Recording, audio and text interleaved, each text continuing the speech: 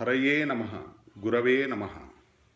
మిత్రులారా, ఎవరైనా వాళ్ళ వృత్తిలో వాళ్ళు చేసే పనిలో ప్రతిభను కనబరచాలనుకుంటారు, ఉన్నతిని సాధించాలనుకుంటారు, పట్టుదలతో ఒక సదాశయంతో ముందుకు వెళ్ళాలనుకుంటారు.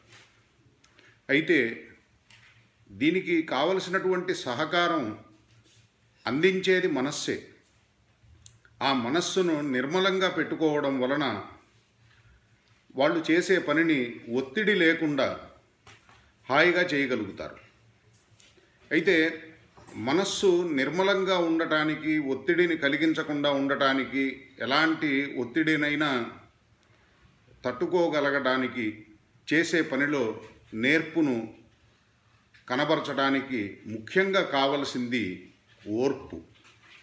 సహనాన్ని గనక మనం అలవర్చుకోకపోతే మన జీవితంలో మనం ఉన్నతమైనటువంటి ఆశయాలను పక్కన పెట్టే ప్రమాదం ఉంది.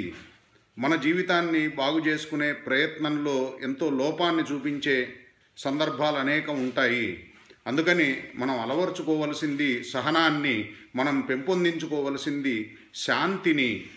మనం ఒక సద్భావనతో, ఒక సదుద్దేశంతో చేసే పనిని చక్కగా ఒక అభ్యాసాన్ని మనం దీర్ఘకాలం పాటు, అంటే నిరంతరం దాన్ని కొనసాగించాలి. సతు దీర్ఘకాల నైరంతర్య సత్కారా సేవితో దృఢ భూమి అని యోగ దర్శనం చెప్తోంది.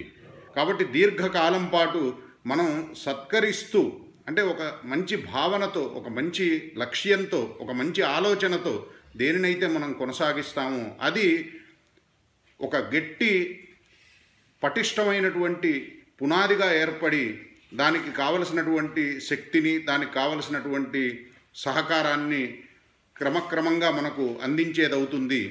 అందుకని ఈ అభ్యాసం అనేది ఖచ్చితంగా మనం శ్రద్ధతో చేయవలసిందే. అది ఏ విషయంలో అయినా కానీ సహకరించేదే, ఉపకరించేదే. అయితే మనం వెళ్తున్నప్పుడు ఒక గమ్యాన్ని మనం లక్ష్యంగా పెట్టుకొని వెళ్ళాలి. ఆ గమ్యానికి తగిన విధంగానే మనం మార్గాన్ని కూడా ఆలోచించుకోవాలి. ఆ మార్గం కూడా సుగమం కావాలి, సులభమైనదిగా ఉండాలి, కఠినమైనదిగా ఉండకూడదు. అట్లానే ఆ గమ్యాన్ని కూడా అది చేర్చేది కావాలి. వీటన్నిటినీ దృష్టిలో పెట్టుకొని మహర్షులు చెప్పింది, మహానుభావులు మనకు ఉపదేశించింది, లోకంలో అనాది కాలంగా అనంత సంఖ్యలో జీవులు వాళ్ళ యొక్క అనుభవంలో తెలుసుకొని మనకు నేర్పించిన ముఖ్యమైనటువంటి పాఠం, భగవంతుణ్ణి మనం విశ్వసిస్తే, భగవంతుడి పట్ల శ్రద్ధను కలిగి ఉంటే, మన హృదయంలో భగవద్విశ్వాసాన్ని ఎంత పెంపొందించుకుంటే అంత మన లోపల ధైర్యం పెరుగుతుంది. మనం చేసే పనిలో ప్రభావం కానీ, లేకపోతే ఆ పని లోకానికి ఉపకరించేదిగా కానీ అప్పుడే మలచబడుతుంది. లోకానికి హితాన్ని కలిగించని పని భగవంతుడు మెచ్చేది కాదు. అందుకని లోకానికి ఉపకారం చేయాలంటే మనకున్నటువంటి సామర్థ్యాన్ని లోకానికి ఉపయోగపడే విధంగా మలచేది మన హృదయ శుద్ధి అనే విషయాన్ని మనం మరచిపోకూడదు.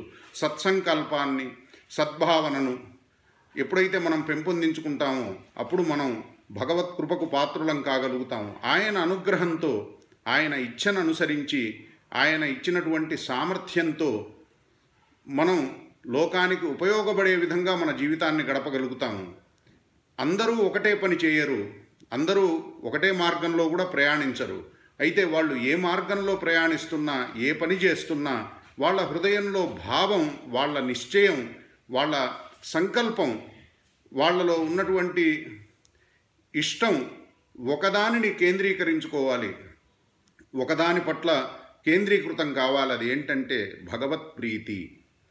మనల్ని నడిపించేవాడు, మనకు శక్తినిస్తున్నవాడు, మన జన్మకు, మన ఉనికికి, మన ప్రతి శ్వాసకు కారణమైనటువంటి వాడు భగవంతుడు. కాబట్టి ఆయన కృపను సదా భావిస్తూ మన జీవన ప్రయాణాన్ని ఆయన అనుగ్రహంతో చక్కగా సాగించాలని కోరుకుంటూ హరయే నమః గురవే నమః.